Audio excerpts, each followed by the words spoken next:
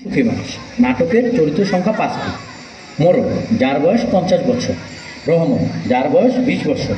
হাসু, যার বয়স 45 বছর। কবিরা, যার বয়স 60 বছর। এবং আমাদের গল্পের সর্বশেষ চরিত্র সুখী মানুষ, যার বয়স 40 বছর। প্রথম দৃশ্য, মোরলের অসুখ, বিছানায় শুয়ে ছটফট করছে। কবিরাজ মোরলের নারী পরীক্ষা করছে। মোরলের আত্মীয় হাসু মিয়া আর মোরলের বিশ্বস্ত চাকর রহমত আলী তার অসুখ নিয়ে কথা বলছে। রহমত ও রহমত আলী, শুনছি ভালো কইরা হুনো, ওই কবিরাজ যতই নারী দেহুক তোমার মোরলের নিস্তার নাই। এরকম ভয় দেখাইবে না, হেলে মই হাউমাউ কইরা কান্দন দোয়াইমু। কান্দো মনুজার কইরা কান্দো, তোমার মোরল একজন কঠিন লোক, মগো সুবর্ণপুরের মানুষরে বড্ড জ্বালাইছে। এর গরু কাইরা ও ধান লুট কইরা তোমার মোরল একজন ধনী, মানুষের কান্দন দেখলে হে হাসে। হেইয়ার লেগা মোরল এবার ভালো হইবে না কেন? ওইবেই না তো, মোরল যে অত্যাচারী পাপী, মনের মধ্যে শয়তানি থাকলে কোনো ওষুধেই কাম হইবে না। আর একটাও বাজে কথা কইবেন না, যান আম্মের বাড়ি যান। এত কথা কও কেন? আমি মোরল নারী পরীক্ষা করছি। ও কবিরাজ, নারী কি কয়, মোরল বাঁচবে নাকি মরবে? মোরল বাঁচবে তো। কথা বলো না, মানুষ ও প্রাণী কেউই অমর নয়। আমি যা বলি তা মনোযোগ দিয়ে শোনো। মরে কন মুই মোরলের মামা তো ভাই না, মরে কন মোরল মন মনে। এই নিষ্ঠুর মোরলকে যদি বাঁচাতে চাও তাহলে একটি কঠিন কর্ম করতে হবে। বাঘের চোখ আনতে হইবে, আরো কঠিন কাজ, হিমালয়ের পাহাড় তুলে আনতে হইবে। পাহাড়, সমুদ্র, চন্দ্র, নক্ষত্র কিছুই আনতে হবে না। আর সহ্য করতে পারছি না, জ্বলে গেল, হাড় ভেঙে গেল, আমাকে বাঁচাও। শান্ত হও ও রহমত, মোরলের মুখে শরবত ঢেলে দাও। রহমত মোরলকে শরবত দিচ্ছে। ওই মোরল মোর মুরগা সবাই কই রাখাইছে, মুই আইজো হেইয়ার দাম লই আসাম। ভাই হাসু, এদিকে আসো, আমি আমার সব দিয়ে দেব, আমাকে শান্তি এনে দাও। মোরল, তুমি কি আর মিথ্যা কথা বলবে? আর বলবো না, এই তোমার মাথায় হাত রেখে বলছি, আর কোনোদিন মানুষের উপর জবরদস্তি করবো না, আমাকে ভালো করে দাও। লোভে পাপ, পাপে মৃত্যু, আর কোনোদিন লোভ করবে না? লোভ করবো না, অত্যাচার করবো না, আমাকে সুখ দাও, শান্তি দাও। তাহলে মনের সুখে শুয়ে থাকো, আমি তোমার ওষুধের কথা চিন্তা করি। সুখ কোথায় পাবো? আমাকে সুখ এনে দাও। অন্যের মনে দুঃখ দিলে কোনোদিন সুখ পাওয়া যাইবে না। আমার কত টাকা, কত বড় বাড়ি, আমার মনে দুঃখ কেন?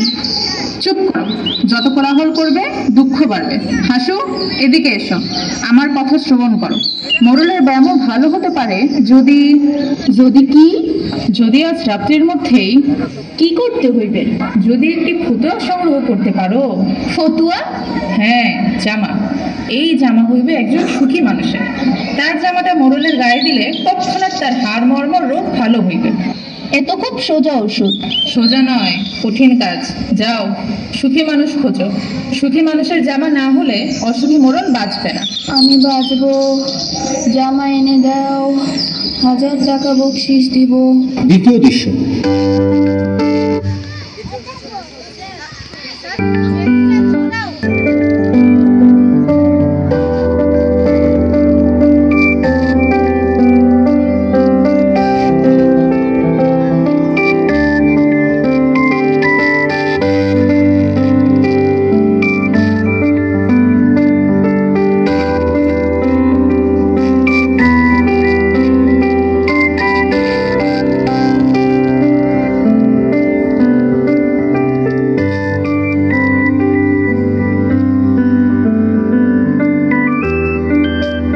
বনের ধারে অন্ধকার রাত, চাঁদের ম্লান আলো। ছোট্ট একটি কুঁড়ে ঘরের সামনে হাসু মিয়া ও রহমত আলী গালে হাত দিয়ে ভাবছে। কি তাজ্জব কথা, 5 গো গ্রামে তালাশ করে 1 গো সুখী মানুষ পাইলাম না। এখন তো সময় নাই ভাই, সুখী মানুষও নাই, সুখী মানুষের জামাও নাই, মোরও তো এবার মরবে। আহারে, মোরা এখন কি করব? কমে যাব, মানুষ পাবো কিনা? পাওয়া যাইবে না, সুখী মানুষ পাওয়া যাইবে না। সুখ বড় কঠিন জিনিস। এই দুনিয়াতে ধনী কয় আরো ধন দাও, ভিখারি কয় আরো ভিক্ষা দাও, পেটুক কয় আরো খাওন দাও, শুধু দেও আর দাও। সবাই অসুখী, কারো মনে সুখ নেই। মোরাও কই, মোরের জন্য জামা দাও, মগু বকশিস দাও, আমরাও অসুখী। চুপ চুপ, ঘরের মধ্যে কেডা জানি কথা কয়। ভূত নাকি? চলো পালায় যাই, ধরতে পারলে মাছের লাগান ভাইসা খাইবে। ওই যে ভাই, ঘরের ভিতরে কেডা কথা কও, বেরিয়ে আসো তো দেখি। ভূতকে ডাকবেন না। ঘর থেকে একজন লোক বেরিয়ে এলো। তোমরা কেডা, কি চাও? মোরা খুব দুঃখী মানুষ। তুমি কেডা? মই একজন সুখী মানুষ। তোমার কোনো দুঃখ নাই? না, সারাদিন বনে বনে কাঠ কাটি, সেই কাঠ বাজারে বেচি, হেতে যা পাই তা দিয়া চাল ডাল কিনি, মনের সুখে খাই দেয়, গান গাইতে গাইতে ঘুমায়া পড়ি। এক ঘুমে রাত কাবার। বনের মধ্যে একলা থাকো, তোমার ডর করে না? যদি চোর আহে? চোর আমার কি চুরি করবে? তোমার জামা জুতা, সোনা দানা। হাহা করে পাগলের মতন হাসো কেন? তোমাকে কথা হুন না, আমি হাসতে আসি। হে সময় চোরে কবর লইয়া যাও, মোর যা আছে লইয়া যাও। হেলে তুমি সত্যিই সুখী মানুষ? দুনিয়াতে মোর মতো সুখী কেডা? মুই সুখের রাজা, মুই মস্ত বড় বাদশা। তোমার গায়ের জামা কমবে, ঘরে রেখেছো? নিয়ে এসো, 100 টাকা দেব। জামা? জামা মানে জামা।